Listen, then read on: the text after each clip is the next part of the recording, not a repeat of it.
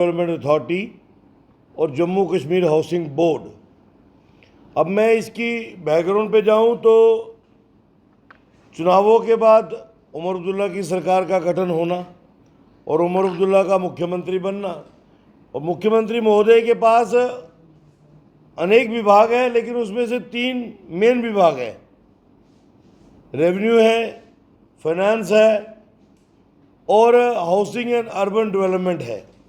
Housing and urban development के अधीन वो तीनों विभाग आते हैं, जिस विषय के ऊपर आज हमने ये प्रेस कॉन्फ्रेंस रखी है कि उनकी आज की परिस्थितियाँ क्या हैं। अब मैं ऐसे ये नहीं कहूँगा कि एक्सक्लूसिवली बाहू कॉन्स्टिट्यूंसी ही उस पर निर्भर है। हमारा जम्मू म्यूनसिपल कॉरपोरेशन का एरिया, जेडीए का एरिया और हाउसिंग बोर्ड के नाते जहाँ भी हाउसिंग बोर्ड की कॉलोनीज़ हैं वो सब एरिया उसके अधीन आता है। लेकिन मुख्यमंत्री महोदय के पास जो भी 3 प्राइम विभाग हैं उन तीनों का दिवाला निकला हुआ है। आप फाइनेंस विभाग की बात करें, ये मुझे लगता है पहली ऐसी सरकार होगी जिसकी बजट पास होने के बाद भी लागू नहीं हो पाई। आपको पता है असेंबली सेशन में बजट पास हुई और 31 मई आज खत्म होने को आया है। एक नया पैसा भी विकास के लिए इस सरकार ने रिलीज नहीं किया है। कॉन्स्टिट्यूंसी डेवलपमेंट फंड जो कि एमएलएस का प्रेरोगेटिव रहता है, 6 महीने के पहले पैसे थे ड्यू, अक्टूबर से मार्च तक के वो नहीं दिए।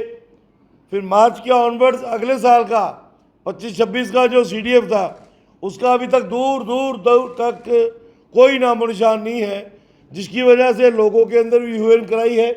और ऐसा नहीं है कि जम्मू कश्मीर भी बराबर सफ़र कर रहा है, क्योंकि लोगों ने जब वोट दिया था तो इस उम्मीद से दिया था कि ठीक है केंद्र सरकार जम्मू कश्मीर में विकास का नया तामझाम चला रही है, तो सरकार बनने के बाद इसको और एक्सपीडाइट होगा।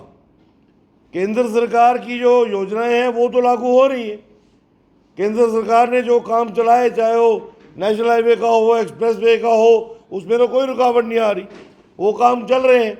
लेकिन स्टेट गवर्नमेंट के माध्यम से जो कैपेक्स के पैसे आने थे, जो कॉन्स्टिट्यूंसी डेवलपमेंट फंड्स लेजिस्लेचर्स को मिलना था, वो बिल्कुल 8 महीने में निर्धारित है। 8 जून को विधायक बने हुए सबको 8 महीने हो जाने हैं। रेवेन्यू डिपार्टमेंट की बात करें तो रेवेन्यू डिपार्टमेंट में इतनी चोरियां हैं कि मुख्यमंत्री महोदय, मुझे लगता है कि आज तक उस बुलंदे को उन्होंने खोल के ही नहीं देखा होगा। और वर्स्ट इफेक्टेड उसमें जम्मू कैसे है,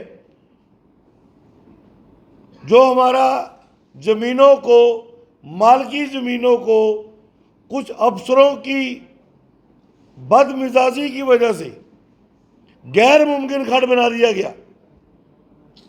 7 लाख कनाल ज़मीन की जम्मू की, चाहे वो जम्मू है, सांबा है, कठुआ है, जो यदि पुष्टि मालकी ज़मीनें थी, जब खरीदी हमने या किसी ने 15, 20, 25, 30 साल पहले तो माल की थी, जब उस पर काम करने गए, उसको बेचने के लिए गए, वो गैर मुमकिन खड़ हो गई। वाह, क्योंकि इनकी कलम थी और इन्होंने उसकी किस्म ही बदल दी।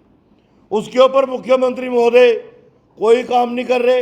विधानसभा में भी हमने उस पर बात करी, लेकिन ब्यूरोक्रेटिक ताना बाना और उनका जो जाल है, उस जाल को मुख्यमंत्री महोदय जो हैं वो फांद नहीं पा रहे हैं।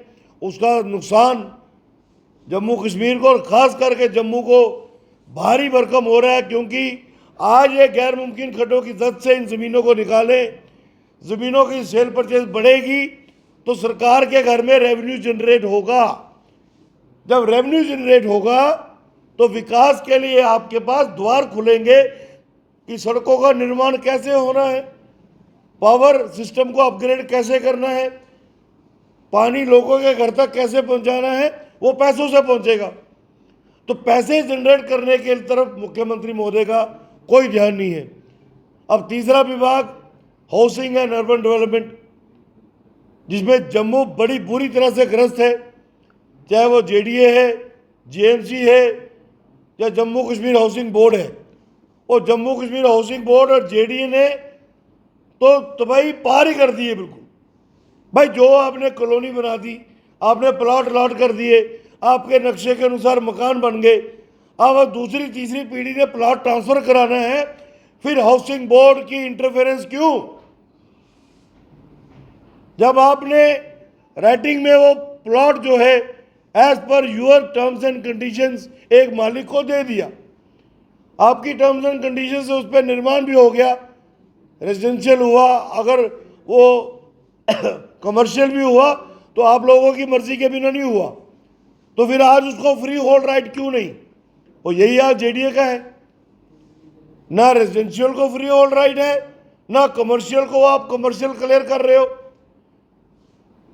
खास करके मैं कहूँगा मेरी भाऊ विधानसभा क्षेत्र के अंदर जितना भी बड़ा एरिया है, हम ट्रांसपोर्ट नगर को ले लें, हम फ्रूट मंडी वेजिटेबल मंडी को ले लें, आपने जब मंडी की दुकानें दी, उनको स्ट्रिपें दी, आपने एग्रीमेंट किया कि 40 साल के बाद आपका ये एग्रीमेंट रिन्यू होगा। 1980 में आपने एग्रीमेंट किया, 2020 में 40 साल पूरे हो गए, आज 5 साल हो गए हैं, वो एग्रीमेंट आप रिन्यू नहीं कर रहे, तो दुकान का क्या स्टेटस रहा? आज उनके सिर पे वो तलवार लटक रही है, बैंकों के करोड़ों रुपए के उनके कर्जे हैं, बैंक उनको फर्दर लिमिट्स एक्सटेंशन नहीं दे रहा, उनका बिजनेस खतरे में है, लाखों घरों की रोजी रोटी का साधन ये जम्मू के व्यापारी हैं। जम्मू की जितनी भी मार्केटें हैं, चाहे वो अप्सरा रोड है, चाहे वो छन्नी हिम्मत है, चाहे बाकी जितने भी कमर्शियल इदारे हैं, उसको हाउसिंग बोर्ड रेगुलराइज क्यों नहीं कर रहा है? उसको तत्काल रेगुलराइज करना चाहिए। जो आपके नॉमिनल चार्जेस हैं लोग वो भी देने को तैयार हैं, हालांकि वो बनते नहीं है। यहाँ का नुमाइंदा होने के नाते मैं कहूँगा वो नहीं बनते, क्योंकि जब आपने प्लॉट दिया था आपने उस वक्त के रेट के हिसाब से पैसे ले लिए थे, उसके बाद उस पर निर्माण हुआ। अगर किसी ने घर के अंदर दुकान बनाई है तो खुशी से अपने घर में दुकान कोई नहीं बनाता है।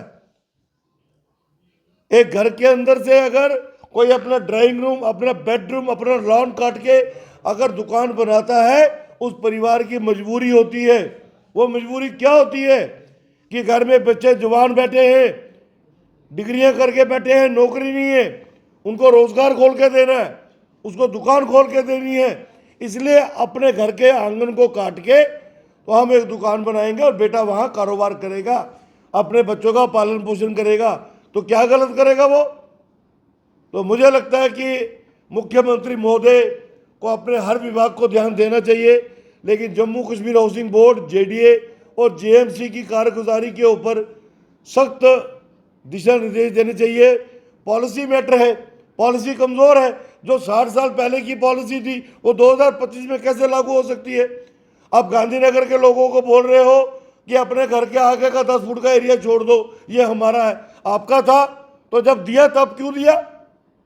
60 साल तक आप क्यों चुप रहे? आज गांधीनगर की सड़कें 40-40 फुट चौड़ी है, हमें नहीं चाहिए भाई 60 फुट की सड़क। आपके गांधीनगर के किस नागरिक ने आपको बोला, किस रेजिडेंट ने बोला कि मेरी सड़क 60 फुट की बना के दो?